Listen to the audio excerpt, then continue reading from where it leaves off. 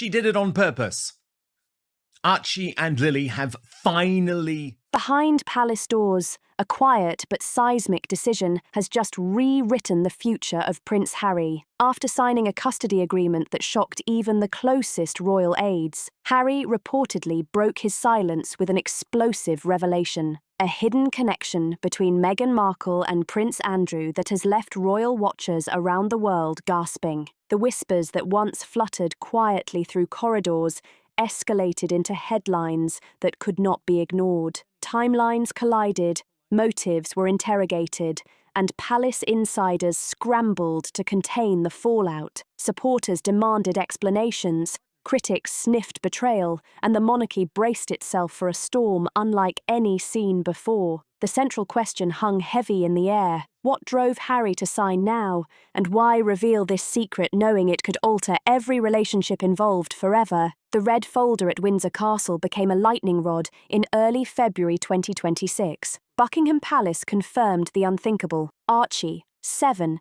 and Lilette, 5, were formally removed from Meghan Markle's custodial influence. This wasn't gossip, rumour, or a mood swing inside the palace.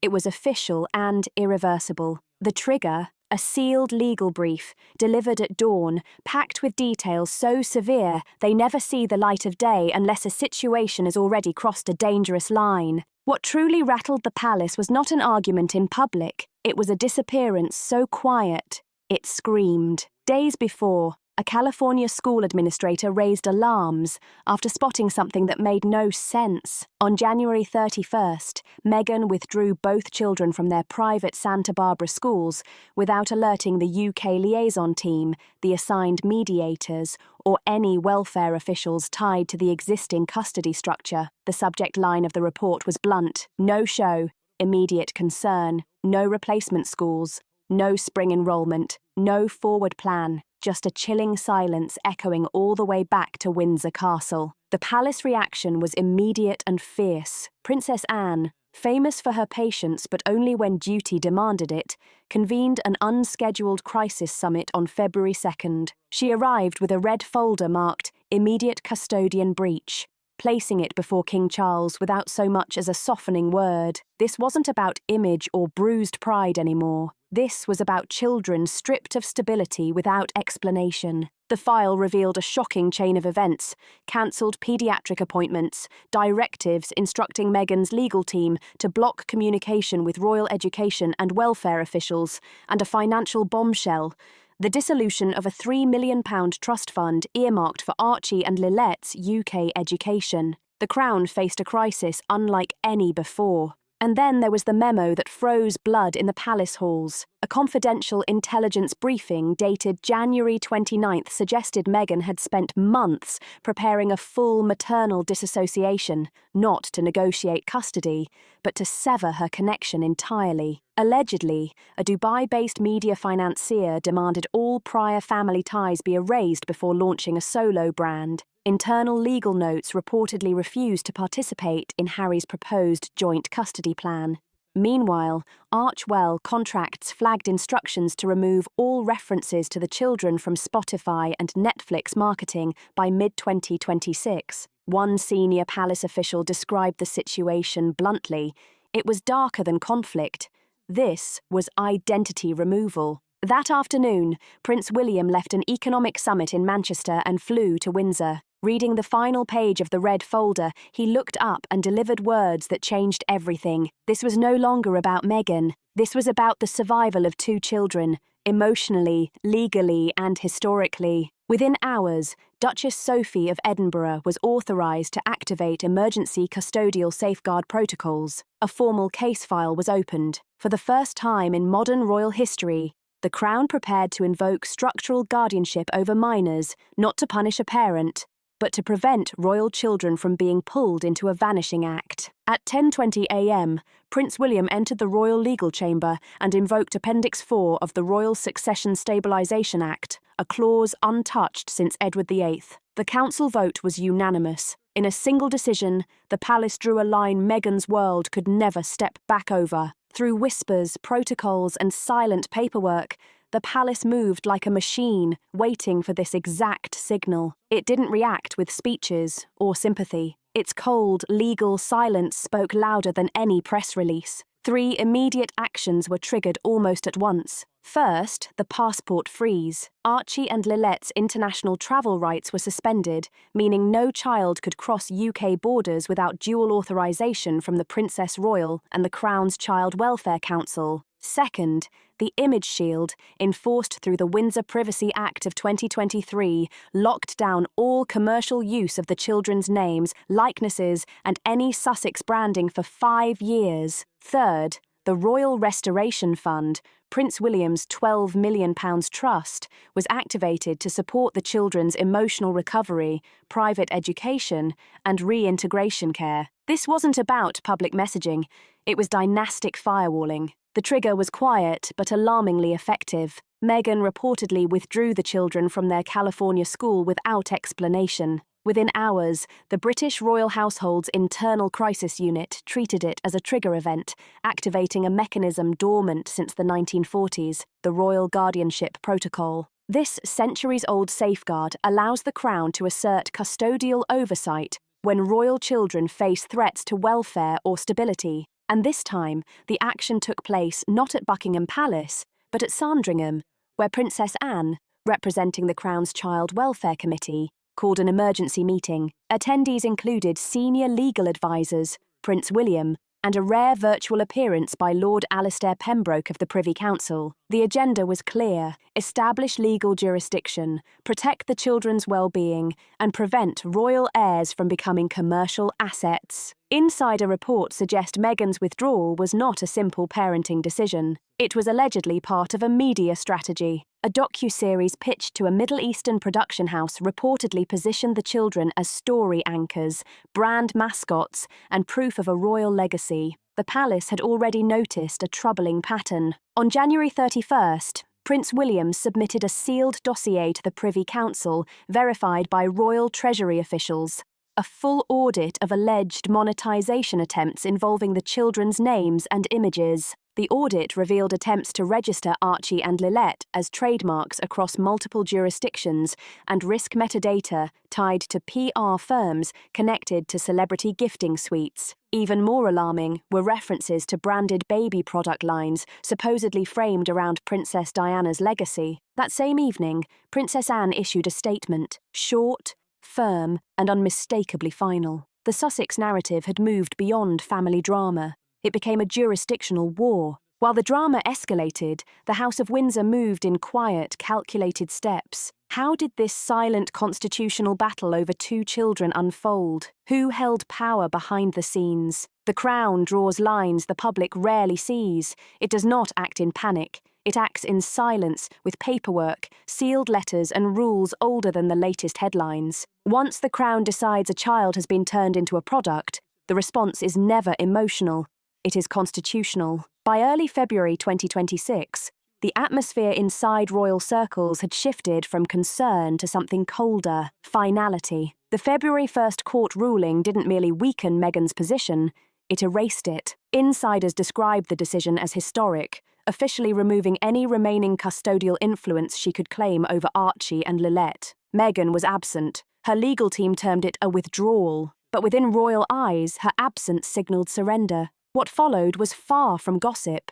It was machinery in motion. Within hours, Princess Anne appeared at St James's Palace for a rare live statement. Cutting through the noise with brutal clarity, she declared the Crown no longer recognised any informal maternal privileges once extended. Her message carried no softness, only duty to the children's welfare. She insisted their upbringing must reflect royal standards, not commercial ambition. Then, the dominoes began to fall. Accounts tied to Meghan's private holdings were reportedly frozen with regulators in both the UK and Canada. Sponsorships linked to a children's storytelling project collapsed overnight.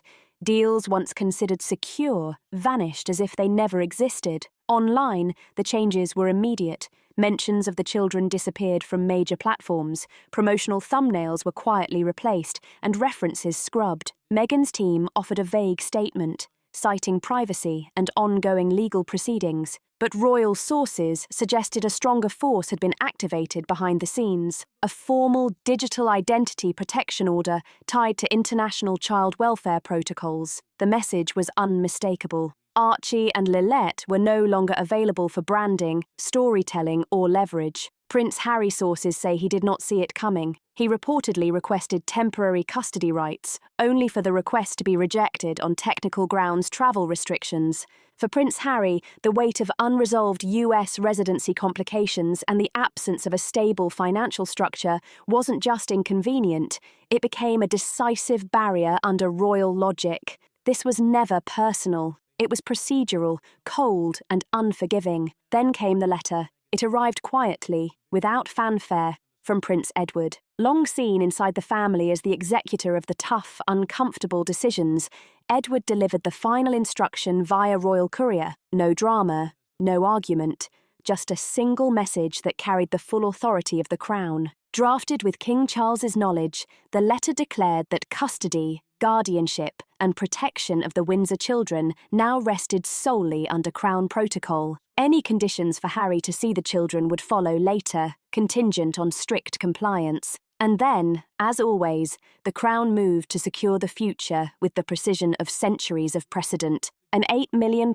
trust, reportedly created for Archie and Lilette's financial independence, was quietly frozen and dismantled. Palace accountants confirmed that the fund had never been fully protected through royal channels. Brand deals, licensing contracts, and even projects tied to the children's names were voided under Windsor standards. This wasn't a negotiation.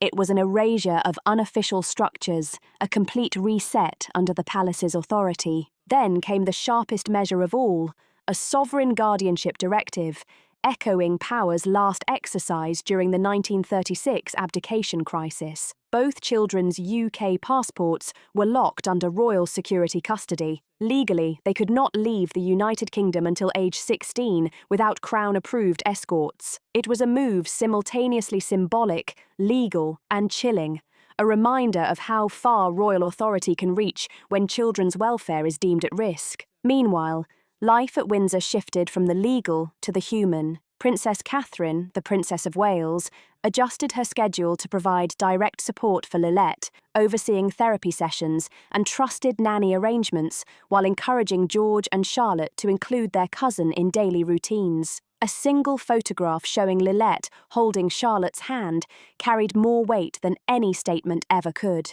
Behind the scenes, Edwardian protocol quietly resurfaced, turning family tension into a framework of strict royal procedure. But what exactly did this near-century-old mechanism entail, and how did it reshape the unfolding drama? Sources within the palace insist that it was Prince William himself who ordered the activation. The protocol, first drafted under Queen Mary nearly a century ago, had never been intended for public headlines, never meant for mass consumption. Yet within days, it became the most powerful, private move the palace had executed in years.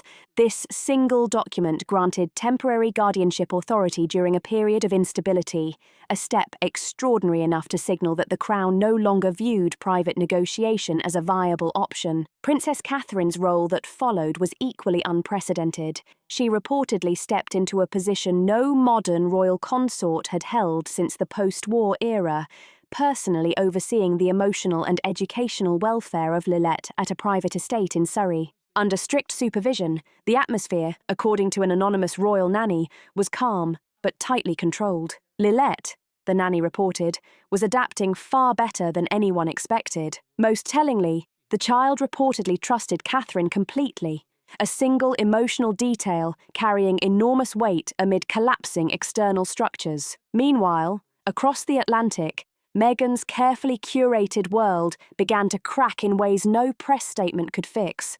In Los Angeles, the whispers weren't sympathetic, they were strategic. Netflix reportedly froze pending negotiations, talent agents began to quietly step back, and industry insiders noted a sudden risk label attached to Meghan's name. Hollywood executives, accustomed to her star power, started treating her as a liability. The the kind of reputation that turns opportunities into silence. Even Spotify's actions raised eyebrows. Metadata linked to her podcast reportedly changed, and the children's names were quietly removed. The move was deliberate, careful, and calculated, a whisper that echoed all the way to Windsor. Meanwhile, Harry sources claim he is no longer in California at all. Insiders suggest he is currently in Monte Carlo, separated from Meghan and spiraling under mounting pressure. One aide described him as psychologically unraveling, consumed by regret and fear. Allegedly, he pleaded for a private meeting with his children,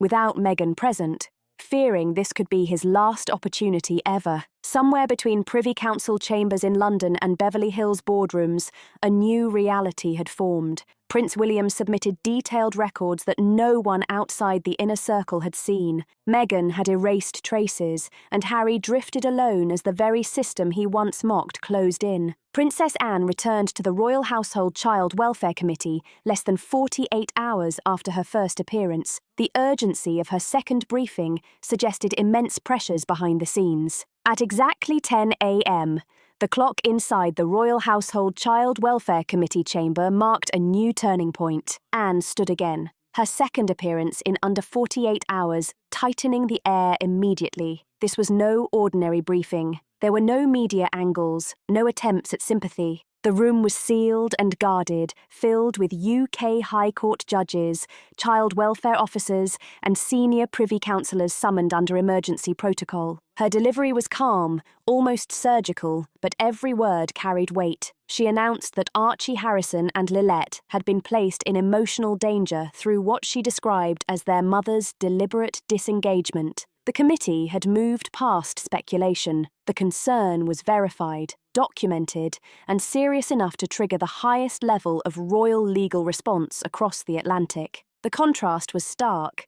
While Meghan was photographed enjoying luxury in Doha, champagne in hand beside a powerful Middle Eastern media tycoon, royal files interpreted the scene differently. Absence, wrapped in glamour, signalling something far more alarming than freedom. A confidential briefing file submitted by Princess Catherine detailed repeated failures to respond to urgent notices regarding the children's welfare. Archie's growing withdrawal at school had been flagged. Let's night terrors and troubling drawings depicting fear and instability were meticulously documented. But the most damaging detail wasn't the reports. It was the silence that followed. No signatures, no acknowledgements, no replies. Then Prince William addressed the chamber. His controlled but sharp tone shifted the atmosphere entirely. He made it clear the issue was no longer public reputation. It was about children being treated like assets, used when convenient, ignored when inconvenient.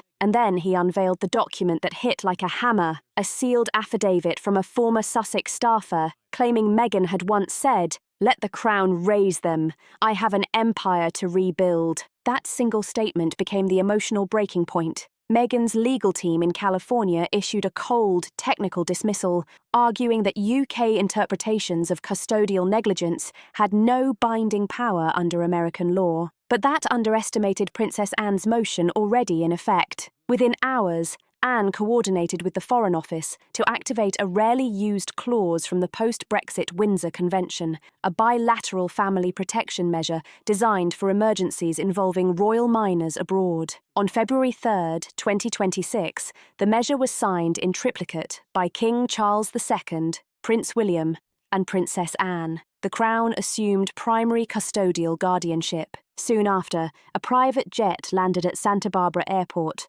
its mission name, Operation Dandelion. The world saw the Sussex story as a storm, yet the royal family moved with calculated precision, executing plans that were almost surgical in timing. While the world chased headlines, the palace responded in a language older and quieter than media frenzy. Images, documents, and decisions that needed no announcement to be understood. The clearest message arrived without ceremony, a photograph from Windsor. Prince Louis and Princess Charlotte were seated in the enclosed rose garden, calm, composed, with a caption that carried the weight of a warning: "Family endures." The crown does not chase, it waits. Meanwhile, Los Angeles buzzed with news of Meghan's legal team scrambling to protect her image. Behind Windsor walls, another scene played out with near-perfect timing. On February 1st, the Palace Communications Office released a second image. Princess Charlotte standing beside Princess Anne and Sophie, Duchess of Edinburgh. Charlotte's hand rested on an ivory-handled letter opener said to have belonged to Queen Elizabeth II in her early reign. Behind them, a portrait of Elizabeth as a young woman looked on like a silent witness. At first glance, it seemed a family moment, but insiders saw a signal. Meghan's latest legal maneuver, an attempt tied to Princess Diana's legacy, had been formally rejected. The ruling, chaired by Princess Anne, was precise and devastating. It declared that no individual could turn Diana's institutional memory into commercial compensation, and that marriage alone could not create ownership of royal legacy. There was no cruelty, just a door closing. Meghan, according to California entertainment sources, had expected a softer outcome, perhaps a compromise from King Charles. Instead, the king reportedly backed Anne completely, relying on a confidential 2020 memorandum from Queen Elizabeth II, outlining protections against emotional claims being leveraged for personal gain. Even Oprah, once considered a powerful ally and a force capable of influencing narratives globally, was reportedly furious that her name continued to be dragged into the swirling maelstrom of parenting, branding, and royal power dynamics. Yet the palace did not flinch, nor did it respond with haste or drama. Instead, it moved quietly, deliberately. Soon after, another silent but devastating blow landed. Whispers from Spotify indicated that Meghan's proposed 2026 podcast, Redemption, had been quietly shelved. Early internal feedback described the project as forced, overly packaged, and emotionally hollow, an early signal that even platforms once eager to amplify her voice were beginning to rethink their involvement. Meanwhile, the children remained silent observers, yet they were anything but invisible. The palace's strategy was never to attack, but to reorganize, to recalibrate. On February 2nd, Lord Alastair Pembroke, President of the Privy Council, issued a formal addendum clarifying that all royal trust transfers, including the intricate protections set aside for Archie and Lilette's education, would now fall under a Guardian restructure clause. This clause officially named Princess Catherine, Princess Anne,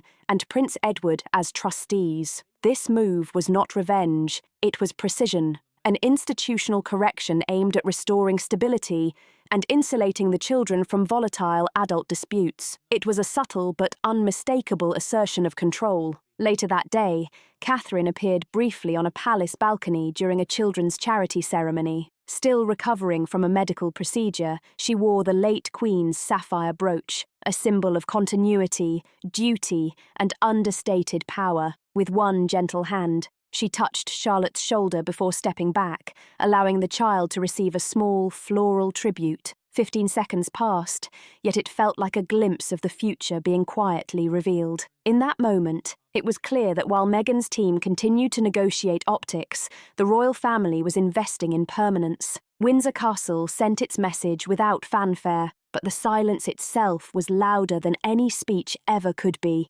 Windsor's counterstrike was surgical. The palace needed no dramatic speeches, balcony waves, or staged announcements. On February 1st, 2026, it relied on something far sharper: silence, timing, and a child who refused to be packaged. The world burned with headlines following the official confirmation of Harry and Meghan's separation across the Atlantic. Harry, reportedly unreachable in Oregon, had allegedly refused a scheduled appearance at a veteran symposium in Arizona, citing unresolved legal trauma. His absence was noticed not only by press, but by those attuned to the subtle signals of royal behavior. When a member of the family stops appearing, it is a statement louder than words. Across California, Meghan was seen filming glossy promotional content for a rumored solo lifestyle series, Reclaiming Grace. British media ridiculed it immediately, branding it a desperate attempt at a redemption. Yet the true danger was not the mockery.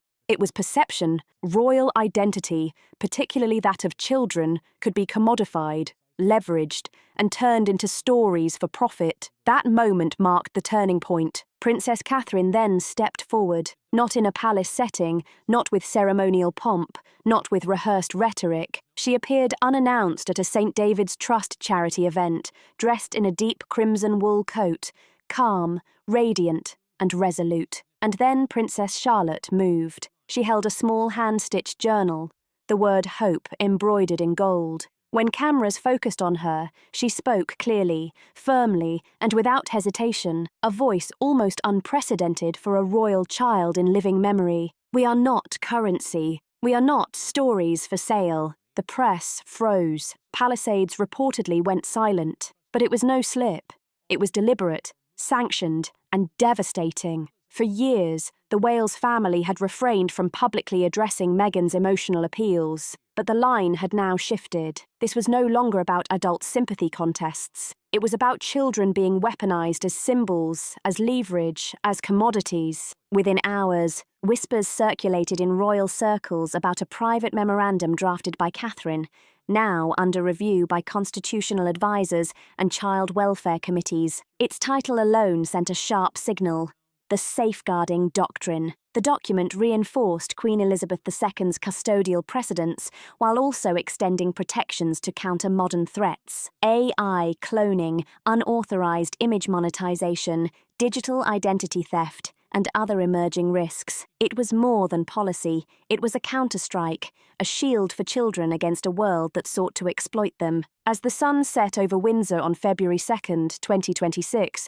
the future of the monarchy seemed to condense into three sharp principles: responsibility, stewardship, and legacy. That future had a face: a young girl clutching paper memory, carrying the weight of survival, embodying the shift from adult spectacle to child-centered authority. Public perception framed her image as controlled, innocent, even inspiring. But beneath the surface, it reflected the Crown's assertion of power, its silent but unmistakable recalibration. Meanwhile, the Sussex household scrambled to maintain a facade. Meghan's publicist attempted to soothe the storm with a single Instagram story: soft lighting, warm smiles, Archie in an apron baking cookies, suggesting a world untouched by controversy. The image was meant to convey innocence, even inspiration, but timing was everything. Within minutes, the palace responded quietly but decisively. The message was crystalline: empowerment is not manipulation. Protection is not obstruction. Silence is not absence. Suddenly,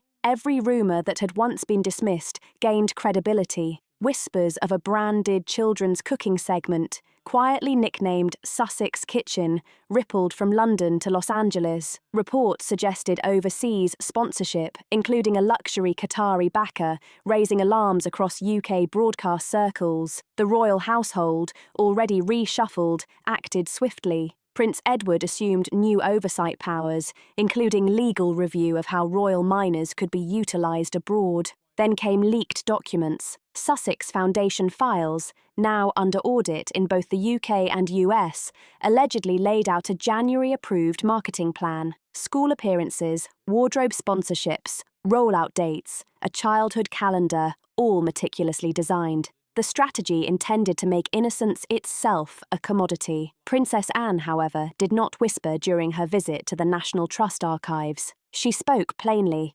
There would be no brand rollout for children, period. A closed-door committee vote, led by Anne, William and Sophie, triggered emergency privacy provisions under the updated 2023 Royal Privacy Act. Hollywood may have insisted Meghan was being scapegoated, yet deals quietly froze, partners stepped back, and public sentiment shifted. By February 2nd, 2026, 9:06 p.m. GMT, the final bulletin arrived. One line, one seal, one irreversible outcome. Custody, image rights, and parental authority were no longer hers. Beyond the headlines and social media storms, the palace had signalled something far more enduring. A silent framework had been set in place to protect not only the immediate welfare of Archie and Lilette, but the broader legacy of the monarchy. Every carefully curated photograph, every public gesture, every quiet protocol was a reminder: Windsor does not panic.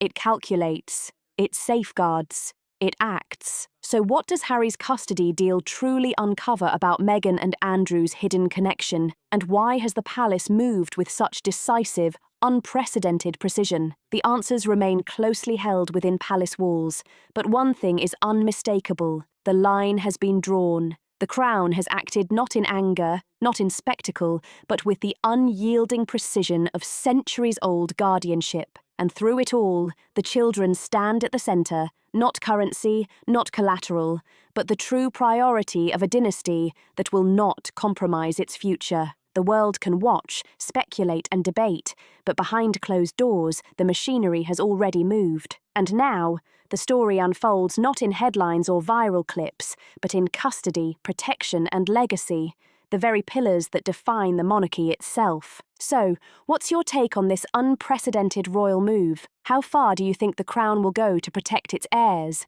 And what secrets might still lie behind closed doors? Let us know in the comments below, and if you want to stay at the front row of this unfolding royal saga, be sure to subscribe and join our community for every behind-the-scenes revelation.